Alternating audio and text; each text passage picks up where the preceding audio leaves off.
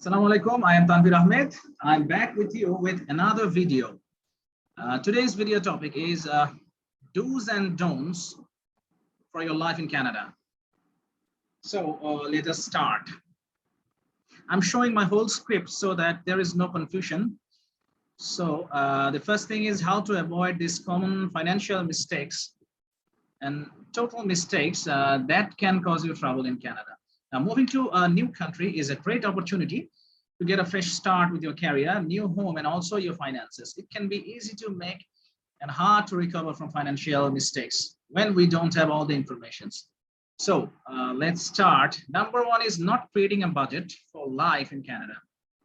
Now, after coming to Canada, you want to make sure that your budget works properly for your life here. How can you update? Update it to make sure it reflects your life now. What are your current expenses? Some expenses will be familiar to you, but a new place may bring new expenses that you need to plan for. Common Canadian expenses include monthly rent, that is apartment, home, or condominium. Then there is public transit. The area that I am going to live is in Saskatoon, and it takes around 83 Canadian dollars for the public transit for a month for one person. And each transit causes 3 Canadian dollars. There are other sources like car loan and gas payments, heating, hydro and other utilities, warm clothing for the winter months, insurance, that is home, car and health insurance, groceries, mobile phone bills. Canada has some of the highest mobile phone operating costs in the world compared to other countries. There's childcare, cable and internet. These are the common expenses. Now you have to track your expenses. Identifying your fixed monthly expenses is the first step to understanding your personal budget. Budgeting your expenses is key to making sure you have enough money for necessary life purchases. The Government of Canada's budget calculator is a tool that can help you to get started and begin saving more money for your future plans in Canada. Once you have a budget in place, you can start to see how much money you can be saving. Number two, not building your credit history. The article that I am reading, previously they have also shared me another article. There they told about everything you need to know about credit. A credit history is very important for major life events. A credit score is something you will need to apply for a mortgage, get loan or financing plan in Canada. Your personal credit score is the best way for money lenders to understand your financial background, assess your level of risk, and determine your interest rate. Having a good credit score can also help you save money on interest rates and get approved more easily for things like cell phones, lines of credit, and car loans. Building a good credit score can take time. Let's go for the next point. Missing bill payment deadlines. It is very important. It is never a good idea to miss a minimum payment deadline on monthly bills, dues or fees, and can be very challenging to catch up once you are behind. There are some potential risks to missing payments, including a late payment fee, which is added to the next month's bill, a drop in your credit score, especially after several late payments, an increased interest rate on any future credit you may need. Your phone service could be shut off if you miss too many payments. If you are a tenant and do not pay your rent, you are at a risk of being evicted.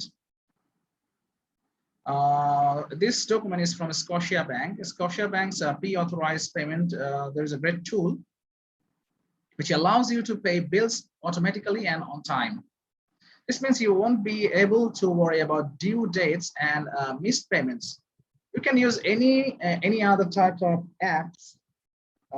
These are the common payments, that is phone and internet bills, utility bills, any type of memberships, property taxes, any language course, childcare, utility payments, mortgage payments, etc.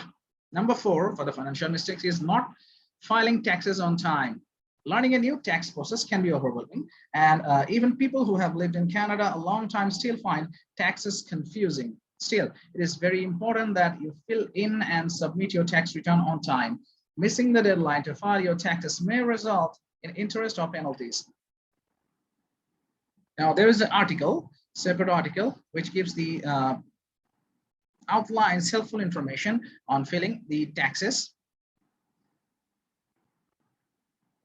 I will give the description in the link, or you can take a screenshot.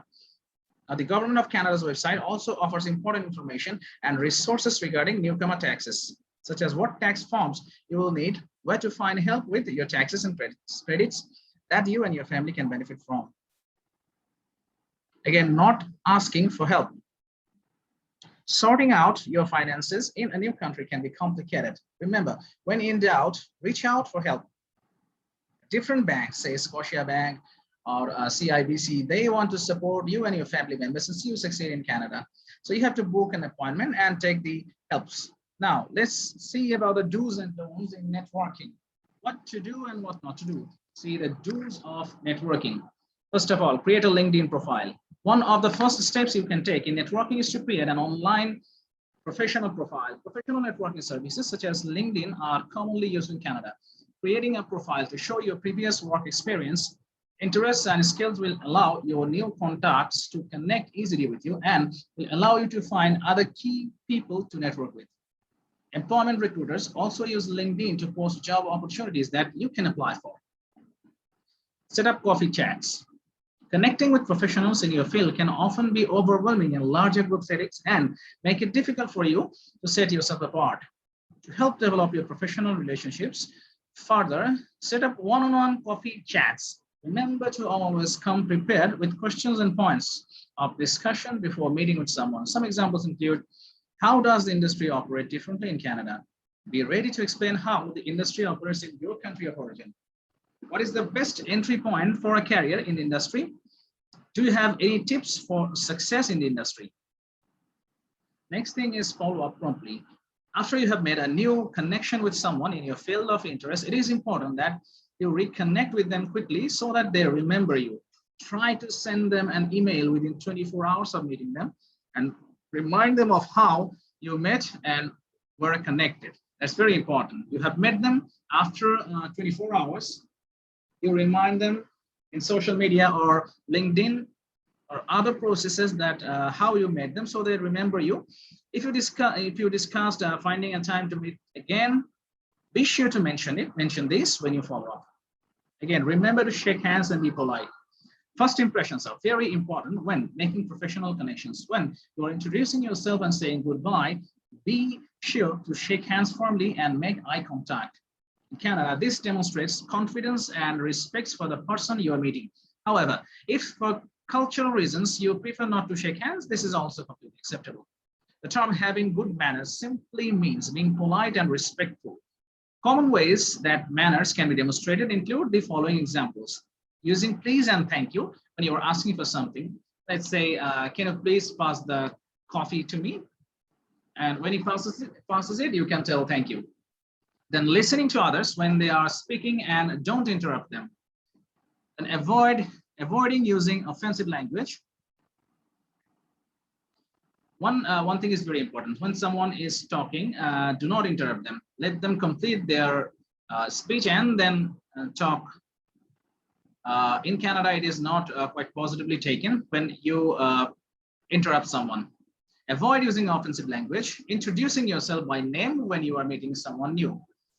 Then there is volunteering. Volunteering is a great way to meet people who work in your field of interest. For example, volunteering at the local hospital will help you gain access to medical professionals in their professional environment. While volunteering is a cultural festival, it might connect you to other community who will know of professional opportunities. Volunteering will also help make your resume stand out to a potential employer by demonstrating that you have practical experience. Next is find a professional association. A professional association is a structured group of like-minded individuals within a particular industry or field. They often gather to discuss advancements in the industry and to network with fellow members. Joining can help you better understand the aspects of career you're pursuing, while also connecting you to the people who have established themselves within the field. The Professional Immigration Network helps in this way. This is the address. You also can improve your English and French language skills. Now, don'ts of networking. What you should not do. Assume that your previous work experiences will be automatically recognized. Well, your international experience can be a valuable addition to your career in Canada. However, because you are starting over in a new country, you may need to work harder to have your experiences and skills recognized. Number two, wait for people to approach you. As a newcomer in Canada, it is important to be proactive in your networking. Feeling shy is natural, but overcoming this and approaching people in your community will help you strengthen your network. Taking the initiative and being a leader are also impressive qualities that future employees will be looking for. Do not interject when someone is speaking. That's a very important point. Engaging in meaningful discussion is an essential part of networking. In Canada, it is important not to interrupt someone while they're speaking, as doing so can often be taken as a sign of disrespect. You should patiently listen as he communicates, and when he finishes, then you can talk. Again, don't ask for a job, ask for advice instead. So these are the do's and don'ts for your life in Canada as a newcomer. So hope this video has helped you in your ways. Hopefully I will come up with some more videos shortly. Thank you. See you again. Bye-bye.